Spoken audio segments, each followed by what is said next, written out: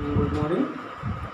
आज हम आप लोगों की समझ क्लास 12 रसायन विज्ञान लेकर प्रस्तुत हो रहे हैं, जिसमें हम पढ़ रहे थे हैलो एल्केन के निर्माण की विधियाँ। इसके पहले वाले वीडियो में हम एल्कोहल से हैलो एल्केन का निर्माण किए, एल्कोहल से। इसके बाद हम पढ़ेंगे हाइड्रोकार्बनों से, या हाइड्रोकार्बनों के द्वारा हैलो एल्केन का निर्माण। हाइड्रोकार्बनों के द्वारा हैलो एल्केन का निर्माण आज हम पढ़ेंगे।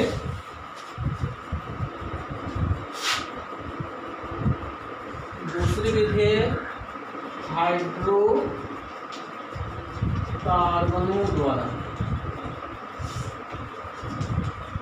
हाइड्रोकार्बनों के द्वारा हैलो एल्केन का निर्माण करना है, जिसमें पहले हमें क्या करना है, एल्केन के हैलोजनीकरण द्वारा पढ़ना है। इसमें पहला क्या पढ़ना है, एल्केन के हैलोजनीकरण। आपको मालूम ही है हाइड्रोकार्बन के अंतर्गत एल्केन आते हैं, ठीक है।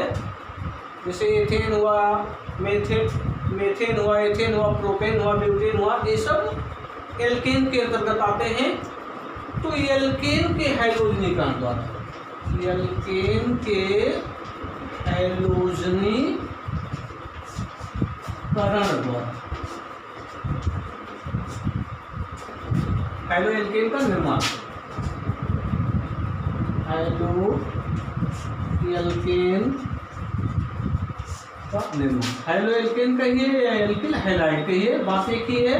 एक सिंपल नेम है एल्किल हैलाइड और हैलो एल्केन आईपीसी नेम है, ठीक है। तो चाहे आप एल्किल हैलाइड कहिए या हैलो एल्केन कहिए, दोनों एक ही चीज़ें हैं, लेकिन नाम में थोड़ा अंतर है। एल्किल हैलाइड से सामान्य नाम है और हैलो एल्केन आईपीसी नाम, ठीक है। तो एल्केन के हैलोजनीकरण द्वारा हैलो एल्केन का निर्माण करना है। तो इसके लिए हमें कुछ जानना है।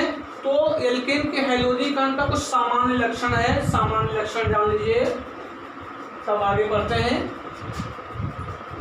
एल्केन के हैलोजनीकरण लिख दे रहे हैं, एल्केन के हैलोजनीकरण का सामान्य लक्षण। सामान्य लक्षण, कुछ लक्षणों के बारे में जान लिया जाए, फिर उसके बाद आगे बढ़ते हैं हम लोग कि एल्केन के हैलोजनीकरण का सामान्य लक्षण। तो पहला पॉइंट ये है कि एल्केन का जो हैलोजनीकरण होता है वो मुक्त मूलक क्रियाविधि द्वारा होता है। किस विधि द्वारा होता है? मुक्त मूलक क्रियाविधि द्वारा होता है। इसके पहले वाले चैप्टर में क्लास 11 में आप मुक्त मूलक क्रियाविधि आप पढ़े हैं, ठीक है। तो एल्केन के हैलोजनीकरण का जो सामान्य लक्षण है, इसमें पहला है कि एल्केन का हैलोजनीकरण किस विधि द्वारा होता है? मुक्त मूलक क्रियाविधि द्वारा होता है। एल्केन का हैलोजनीकरण मुक्त मूलक क्रियाविधि द्वारा होता है।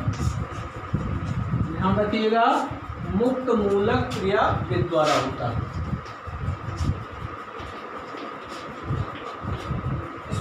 इसमें होता क्या है कि एल्केन में जो हाइड्रोजन परमाणु का प्रतिस्थापन है वो हाइड्रोजन परमाणु द्वारा हो जाता है, जिससे हैलो एल्केन का क्या होता है? निर्माण होता है, ठीक है। तो ध्यान रखिएगा कि एल्केन का जो हैलोजनीकरण है वो मुक्त मूलक क्रियाविधि द्वारा क्या होता है? संपन्न होता है। और दूसरा पॉइंट इसमें हमें जानना है कि हाइड्रोजन की क्रियाशीलता का क्रम। आप पढ़े होंगे हाइड्रोजन की क्रियाशीलता का क्रम। हाइड्रोजन की क्रियाशीलता का क्रम, हाइड्रोजन की क्रियाशीलता का क्रम। हाइड्रोजन में आवर्त सारणी में आप पढ़े हैं कि वर्ग 17 में हाइड्रोजन परिवार है, जिसमें फ्लोरीन, क्लोरीन, ब्रोमीन, आयोडीन आप पढ़े हैं कि फ्लोरीन, ब्रोमीन, आयोडीन, ये सब आते हैं, हाइड्रोजन परिवार के मेंबर है ये। तो फ्लोरीन, ब्रोमीन, आयोडीन। तो इसमें फ्लोरीन जो है वो क्या है? अधिक क्रियाशील, ठीक है।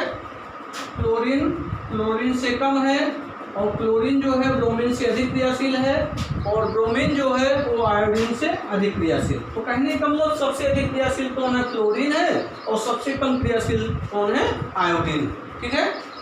अब इसमें थोड़ा ये आपको जानना है कि फ्लोरीन जो है ये क्या कार्य करता है? एल्केन से विस्फोट के साथ क्रिया करता है, विस्फोट के साथ क्रिया। क्लोरीन जो है वो विस्फोट के साथ क्या करता है? क्रिया करता है। और क्लोरीन जो है वो शीघ्रता से क्रिया करता है, शीघ्रता से क्रिया। क्लोरीन जो है शीघ्रता से क्रिया करता है, ब्रोमीन जो है वो धीमी गति से क्रिया करता है या मंद गति से क्रिया करता है, मंद गति से क्रिया, धीमी गति से क्रिया करता है। और आयोडीन जो है इसकी क्रिया कैसी होती है? उत्क्रमणीय होती है। इसकी क्रिया कैसी होती है? उत्क्रमणीय होती है। तो ये आप ध्यान रखिएगा कि फ्लोरीन सबसे अधिक क्रियाशील, उससे कम क्लोरीन, उससे कम ब्रोमीन, उससे कम आयोडीन है, और सबसे अधिक क्रियाशील कौन है? क्लोरीन है, और सबसे कम क्रियाशील कौन है? आयोडीन है। क्लोरीन जो है वो विस्फोट के साथ क्रिया करता है एल्केन से, क्लोरीन जो है वो शीघ्रता से क्रिया करता है, ब्रोमीन मंद गति से क्रिया करता है। ठीक है। आयोडीन की क्रिया जो होती है वो उत्क्रमणीय होती है। ठीक है। उत्क्रमणीय का मतलब जैसे अपक्रिया अग्र दिशा में हो रही है तो उसके विपरीत दिशा में भी अपक्रिया होने लगती है। ठीक है। तो ये पॉइंट क्लियर हुआ कि फ्लोरीन सबसे अधिक क्रियाशील, क्लोरीन उससे कम, ब्रोमीन उससे कम, आयोडीन सबसे कम क्रियाशील। और ये ध्यान रखना है कि क्लोरीन विस्फोट के साथ क्रिया करता है, क्लोरीन शीघ्रता से करता है, ब्रोमीन मंद गति से क्रिया करता है, और आयोडीन जो है उसकी क्रिया कैसी होती है? उत्क्रमणीय होती है। ठीक है। आयोडीन की क्रिया कैसी होती है? उत्क्रमणीय होती है।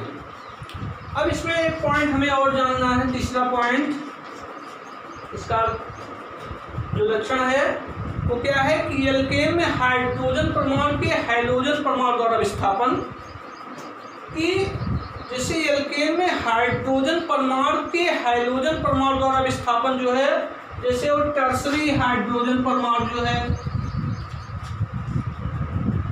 टर्सरी हाइड्रोजन परमाणु का विस्थापन अधिक होता है, उससे कम सेकेंडरी हाइड्रोजन परमाणु का विस्थापन कम होगा, और प्राइमरी हाइड्रोजन परमाणु का विस्थापन सबसे कम होगा। तो सबसे अधिक विस्थापन किसमें होगा? टर्सरी हाइड्रोजन परमाणु में, उससे कम सेकेंडरी हाइड्रोजन परमाणु में, और सबसे कम किसमें होगा? प्राइमरी हाइड्रोजन परमाणु में। ठीक है। तो ध्यान रखिएगा ये कि एल्केन में हाइड्रोजन परमाणु का विस्थापन हैलोजन परमाणु द्वारा टर्सरी में तेजी से होगा, सेकेंडरी में उससे कम तेजी से, प्राइमरी में सबसे कम होगा। ठीक है। तो ये पॉइंट ध्यान रखिएगा। अब आज आगे बढ़ते हैं, इसी क्रम में आगे देखते हैं। तो हम क्या पढ़ रहे हैं? एल्केन के हैलोजीकरण द्वारा हैलो एल्केन का निर्माण। इसमें पहला क्लोरीनीकरण, क्लोरीनीकरण, क्लोरीनीकरण या ब्रोमीनीकरण, दोनों रिएक्शन एक जैसे होते हैं, इसलिए ब्रोमीनीकरण एक ही हेड में करा दिया जा रहा है, क्लोरीनीकरण या ब्रोमीनीकरण। तो इसमें होता क्या है कि सूर्य के प्रकाश की उपस्थिति में एल्केन की अपक्रिया जब हाइड्रोजन से कराते हैं तो इसमें क्या होता है? एल्किल हाइड्राइडों का क्या होता है? मिश्रण प्राप्त होता है। कि एल्केन्स का सूर्य के प्रकाश या उष्मा की उपस्थिति में, एल्केन का सूर्य के प्रकाश या उष्मा की उपस्थिति में क्या कराते हैं? अपक्रिया कराते हैं हाइड्रोजन से। तो हाइड्रोजन से जब अपक्रिया कराया जाएगा तो क्या बनेगा? उसमें हाइड्रोजन परमाणु एल्केन के हाइड्रोजन परमाणु का प्रतिस्थापन कर देगा। हाइड्रोजन परमाणु जो है एल्केन के हाइड्रोजन परमाणु का क्या करता है? प्रतिस्थापन कर देता है, जिससे क्लोरीनीकरण या ब्रोमीनीकरण अपक्रिया क्या होती है? संपन्न होती है। और इसमें मोनो व पॉली एल्किल हाइड्राइडों का क्या प्राप्त होता है? मिश्रण प्राप्त होता है। जैसे उदाहरण के तौर पर देखिए, एक उदाहरण दिया जा रहा है, जैसे मेथेन है, एल्केन है, सूर्य के प्रकाश की उपस्थिति में Cl2H, सूर्य के प्रकाश की उपस्थिति में। अब देखिए इसमें 4 हाइड्रोजन परमाणु है और यहाँ पर 2 क्लोरीन परमाणु है। तो ये क्या कार्य करेगा? एक क्लोरीन परमाणु इसके एक हाइड्रोजन परमाणु का क्या कर देगा, प्रतिस्थापन कर देगा। तो यहाँ एक हाइड्रोजन हटेगा तो क्या बचेगा CH3 और एक क्लोरीन जुड़ेगा तो क्या होगा CH3Cl। तो मोनोक्लोरोमेथेन बना। और इसी क्रम में अब ये इसकी अक्रिया क्लोरीन से जब होगी तो एक हाइड्रोजन परमाणु का प्रतिस्थापन क्लोरीन परमाणु के द्वारा होगा। तो एक हाइड्रोजन इसमें से निकलेगा और एक क्लोरीन जुड़ेगा तो क्या बनेगा CH2 और एक क्लोरीन जुड़ा क्या हो गया Cl2। तो ये क्या हो जाएगा डाइक्लोरोमेथेन। ठीक, इसी तरह इसकी जब क्रिया पुनः इससे होगी तो यहाँ एक हाइड्रोजन परमाणु का प्रतिस्थापन किसके द्वारा होगा, क्लोरीन परमाणु द्वारा होगा। तो एक हाइड्रोजन निकलेगा और एक क्लोरीन जुड़ेगा तो क्या हो जाएगा CHCl3। इसका नाम क्या होगा ट्राइक्लोरोमेथेन CHCl3, क्लोरोफॉर्म भी इसको कहते हैं। और अभी देखिए एक हाइड्रोजन बचा हुआ है, इसके अक्रिया जब इससे होगी तो एक क्लोरीन परमाणु द्वारा हाइड्रोजन परमाणु का विस्थापन होगा तो ये हाइड्रोजन निकलेगा और एक क्लोरीन जुड़ेगा। तो 3 क्लोरीन है तो एक क्लोरीन जुड़ेगा तो कितने क्लोरीन हो जाएंगे, 4 क्लोरीन हो जाएंगे। तो क्या बच जाएगा, क्या बनेगा CCl4 कार्बन टेट्राक्लोराइड। क्या बनेगा, कार्बन टेट्राक्लोराइड बनता है। तो देख रहे हैं इन सब का क्या हो रहा है, मिश्रण प्राप्त हो रहा है। ठीक है, अब इसी रिएक्शन को हम दूसरी तरीके से भी दिखा सकते हैं।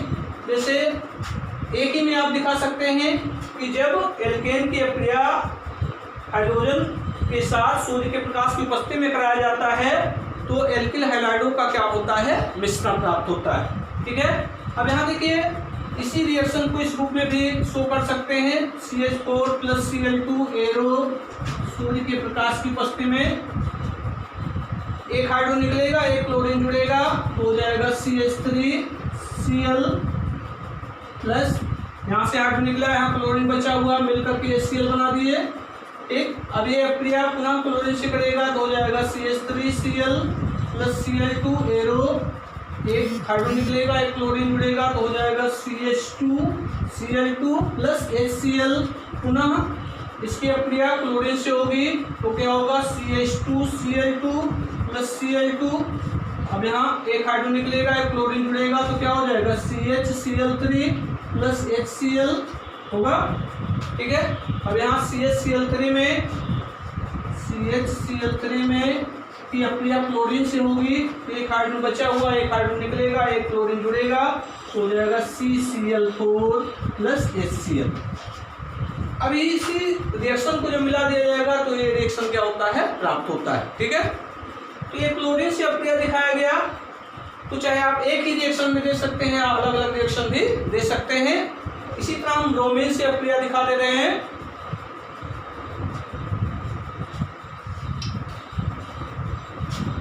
तो रिएक्शन नोट कर लीजिएगा।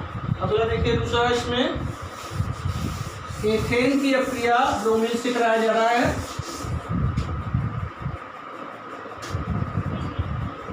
CH3 single bond CH3 plus HBl plus Br2 bromine से अक्रिया कराया जा रहा है सूर्य के प्रकाश की उपस्थिति में। सूर्य के प्रकाश की उपस्थिति में एथेन की अक्रिया ब्रोमीन से कराया जा रहा है तो क्या होगा, ये ब्रोमीन का एक परमाणु एथेन के एक हाइड्रोजन परमाणु का क्या करेगा, प्रतिस्थापन कर देगा। तो एक हाइड्रोजन निकलेगा, एक ब्रोमीन जुड़ जाएगा तो हो जाएगा CH3 है, यहाँ CH2 बचा, CH2 एक ब्रोमीन जुड़ेगा तो Br हो गया, यहाँ ब्रोमीन बचा हुआ, एक हाइड्रोजन निकला हुआ है, मिल करके क्या बना देगा, HBr। तो इसका नाम क्या हो गया, एथिल ब्रोमाइड अर्थात ब्रोमो एथेन हो गया। ठीक है, इसी तरह उच्च एल्केनों की, ये तो सामान्य एल्केन थे। जब उच्च एल्केनों की बात होगी तो उच्च एल्केनों का जो हाइड्रोजीकरण करने पर प्राइमरी, सेकेंडरी, टर्शियरी एल्किल हैलाइडों का क्या होता है, मिश्रण प्राप्त होता है। कि उच्च एल्केनों का हाइड्रोजीकरण करने पर प्राइमरी, सेकेंडरी व टर्शियरी एल्किल हैलाइडों का क्या होता है, मिश्रण प्राप्त होता है। प्राइमरी हुआ, सेकेंडरी हुआ व टर्शियरी एल्किल हैलाइडों का क्या प्राप्त होता है, मिश्रण। तो इसी में नीचे उच्च एल्केनों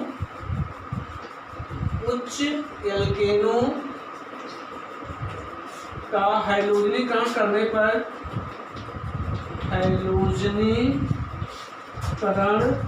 करने पर, उच्च एल्केनों का हैलोजीकरण करने पर प्राइमरी, सेकेंडरी तथा टर्सरी एल्किल हैलाइडों का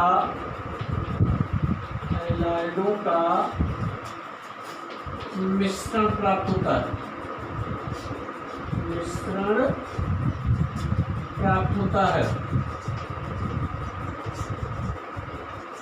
प्राइमरी, सेकेंडरी तथा टर्सरी एल्किल हैलाइडों का क्या प्राप्त होता है? मिश्रण प्राप्त होता है। ठीक।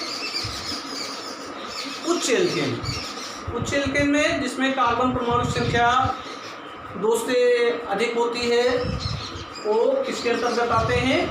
उच्च एल्केन के अंतर्गत आते हैं। जैसे देखिए CH3 सिंगल बॉन्ड, प्रोपेन की बात कर रहे हैं, CH3 single bond, CH2 single bond, CH3। ठीक है। इसकी अक्रिया हम क्लोरीन से करा रहे हैं सूर्य के प्रकाश की उपस्थिति में। ये उच्च एल्केन, इसका नाम प्रोपेन है, प्रोपेन। तो ये प्रोपेन की अक्रिया जब हम हाइड्रोजन से कराएंगे तो प्रोपेन क्या है? उच्च एल्केन है। तो इसका जब हाइड्रोजीकरण किया जाता है तो प्राइमरी, सेकेंडरी और टर्सरी एल्किल हैलाइडों का क्या प्राप्त होता है? मिश्रण प्राप्त होता है। तो देखिए कौन कौन सा प्राप्त होगा इसमें। यहाँ HNO कर दीजिए, Cl2 यहाँ ले दिए हैं तो यहाँ HNO हो जाएगा। तो क्या बनेगा? देखिए एक तो CH3 CH2 CH3 है, तो एक हाइड्रोजन परमाणु का प्रतिस्थापन क्लोरीन परमाणु द्वारा होगा। तो क्या जुड़ेगा? देखिए CH3 CH2, फिर यहाँ CH3 एक हाइड्रोजन निकला तो क्या हो जाएगा? CH2 एक क्लोरीन जुड़ेगा तो ये हो जाएगा। ठीक। प्लस अब इसके एक हाइड्रोजन परमाणु का क्या होगा? प्रतिस्थापन होगा तो हो जाएगा CH3 सिंगल बॉन्ड CH2 था, एक हाइड्रोजन परमाणु का विस्थापन होगा क्लोरीन के द्वारा, Cl हो गया, प्लस यहाँ प्लस नहीं सिंगल बॉन्ड CH3 ये हो जाएगा, CH2 CH3 single bond CHCl single bond CH3। ठीक है। प्लस अब यहाँ देखिए पहले वाले में एक हाइड्रोजन निकला, एक क्लोरीन से मिलकर के HCl बना देगा। फिर दूसरे वाले में भी यहाँ पे हाइड्रोजन निकला, एक क्लोरीन से मिलकर के क्या बना देगा? HCl। तो HCl के 2 अणु हो जाएंगे तो HCl एक 2HCl हो जाएगा। ठीक है। तो बैलेंस करने के लिए यहाँ 2 से क्या किया गया? गुणा कर दिया गया। अब यहाँ देखिए इधर 4 क्लोरीन हो गए, 2 इधर हुआ, एक 3 और एक 4 हुआ। यहाँ 2 क्लोरीन है तो यहाँ गुणा कर देंगे 4 हो जाएगा। ठीक है। तो बैलेंस हो जाएगा ये। ठीक है। इसी तरह एक और दिखा सकते हैं आप ब्रोमीन से। तो ब्रोमीन से आप स्वतः कर लीजिए तो हो जाएगा CH3 single bond CH2 single bond CH3 plus Br2। तो Br2 वाला रिएक्शन आप स्वतः कर सकते हैं। ठीक। इसी तरह जहाँ क्लोरीन जुड़ा हुआ है वहां पर हम क्या जोड़ देंगे? ब्रोमीन जोड़ देंगे। इसी क्रम में अब आ जाइए आयोडीनीकरण। तो क्लोरीनीकरण और ब्रोमीनीकरण हो गया।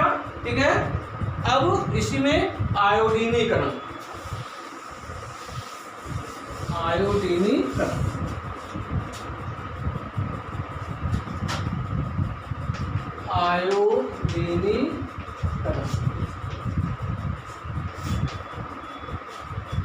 तो आपको बताया गया कि आयोडीन की अक्रिया जो होती है वो कैसी होती है? उत्क्रमणीय होती है। आयोडीन की अक्रिया कैसी होती है? उत्क्रमणीय होती है। तो एल्केन का जो आयोडीनीकरण है एक उत्क्रमणीय अक्रिया है। एल्केन का आयोडीनीकरण जो है कैसी अक्रिया है? उत्क्रमणीय अक्रिया है। उत्क्रमणीय मतलब अक्रिया दोनों दिशाओं में होती है, फॉरवर्ड डायरेक्शन में भी और विपरीत डायरेक्शन में भी। तो उत्क्रमणीय का मतलब है कि इसके बीच क्या होता है? साम्य भी स्थापित होता है। ठीक है। तो एल्केनों का जो आयोडीनीकरण है वो कौन सा प्रकरण है? उत्क्रमणीय प्रकरण है। तो लिखते भी चल रहे हैं एल्केनों का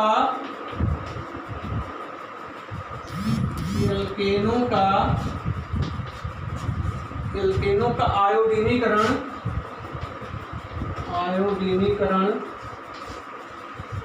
एल्केनों का आयोडीनीकरण एक उत्क्रमणीय प्रक्रिया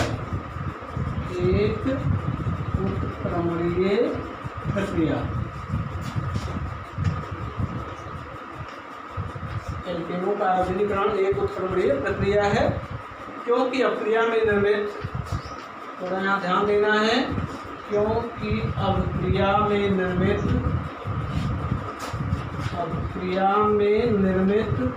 हाइड्रोजन आयोडाइड, अपक्रिया में निर्मित हाइड्रोजन आयोडाइड एल्किल हैलाइड का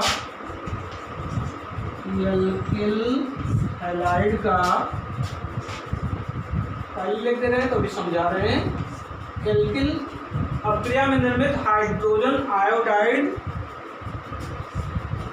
अपक्रिया में निर्मित हाइड्रोजन आयोडाइड एल्किल हैलाइड का पुनः एल्केन में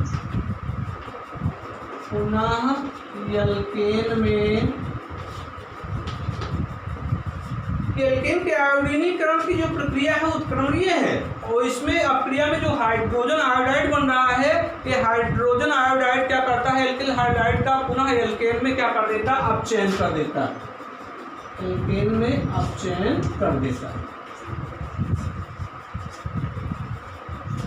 जो हाइड्रोजन आयोडाइड है एल्किल हाइड्राइड को पुनः एल्केन में क्या करता है, अपचयित कर देता है। ठीक है, तो इसको रोकने के लिए इसका हम उपयोग करते हैं, सांसल्फ्यूरिक अम्ल का उपयोग करते हैं। इसको रोकने के लिए देखते चल रहे हैं, इसको रोकने के लिए सांद नाइट्रिक अम्ल HNO3 H2SO4, सांद नाइट्रिक अम्ल H2SO4 HiO3 या HiO4 का उपयोग करते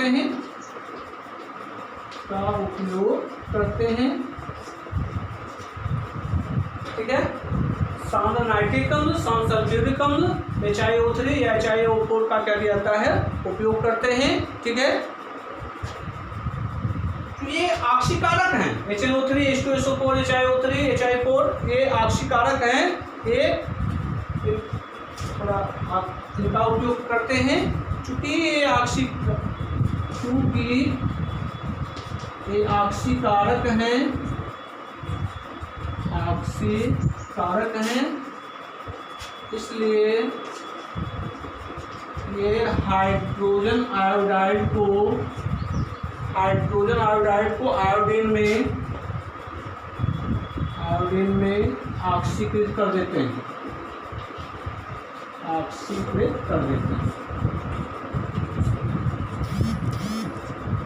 ध्यान रखिएगा। एल्केन का जो आयोडीनीकरण अपक्रिया है एक उत्क्रमणीय अपक्रिया है। इस अपक्रिया में जो हाइड्रोजन आयोडाइड बन रहा है वो एल्किल हैलाइड को पुनः एल्केन में अपचयित कर देता है। तो इसकी अपचयन प्रक्रिया को रोकने के लिए हम इसमें आक्सीकारकों जैसे नाइट्रिक अम्ल हुआ, सल्फ्यूरिक अम्ल हुआ, HiO3 हुआ, HiO4 हुआ, इन सबका उपयोग करते हैं। तो अपक्रिया में जो हाइड्रोजन आयोडाइड बन रहा है, इस हाइड्रोजन आयोडाइड को किसमें आयोडीन में क्या कर देता है, ऑक्सीकृत कर देता है, जिससे अपक्रिया विपरीत दिशा में जाने से क्या हो जाती है, रुक जाती है, अर्थात विपरीत दिशा में नहीं होती, अर्थात इसकी उत्क्रमणीयता को रोक दिया जाता है इन आक्सीकारकों के द्वारा। क्यों? क्योंकि ये हाइड्रोजन आयोडाइड को क्या कर देते हैं, आयोडीन में कन्वर्ट कर देते हैं। तो उदाहरण देखिए, इसलिए लिख दिया गया ताकि आपको समझ में आ जाए कि एल्केन का आयोडीनीकरण क्या है, एक उत्क्रमणीय प्रक्रिया है। और इस प्रक्रिया में जो हाइड्रोजन आयोडाइड का निर्माण हो रहा है, ये हाइड्रोजन आयोडाइड क्या करेगा कि एल्किल हैलाइड को पुनः एल्केन में अपचयित कर देता है। तो अपचयित जब कर देगा तो क्या होगा, इसको रोकने के लिए हम आक्सीकारकों का उपयोग करते हैं। ये आक्सीकारक क्या कार्य करता है, हाइड्रोजन आयोडाइड को आयोडीन में ऑक्सीकृत कर देता है, जिससे अपक्रिया विपरीत दिशा में जाने से क्या हो जाती है, रुक जाती है, और हमको हाइड्रोएल्केन क्या हो जाता है, प्राप्त हो जाता है। देखिए जैसे मीथेन है CH4+I2, उष्मा या सूर्य के प्रकाश की उपस्थिति में उष्मा दिया जाता है। तो यहाँ देखिए CH4 प्लस I2 है, तो यहाँ से एल्केन से जो हाइड्रोजन परमाणु का प्रतिस्थापन है आयोडीन परमाणु द्वारा होगा, तो एक हाइड्रोजन निकलेगा, एक आयोडीन जुड़ेगा, तो हो जाएगा CH3I प्लस। अब यहाँ से हाइड्रोजन निकला हुआ है, यहाँ आयोडीन बचा हुआ है, तो ये दोनों मिल करके हाइड्रोजन आयोडाइड बना देंगे। अब ये हाइड्रोजन आयोडाइड जैसे निर्मित हुआ, ये इससे मिल करके पुनः एल्केन बना देगा, तो अब क्रिया क्या हो जाएगी, विपरीत दिशा में हो जाएगी। ठीक है, अब क्रिया विपरीत दिशा में भी चलने लगेगी। तो इसकी उत्क्रमणीयता को रोकने के लिए कि पुनः एल्केन न प्राप्त हो, तो रोकने के लिए यहाँ पर हाइड्रोजन आयोडाइड का क्या करना आवश्यक है, ऑक्सीकरण करना आवश्यक है। तो इसका ऑक्सीकरण किसके द्वारा होता है, ऑक्सीकारकों के द्वारा होता है।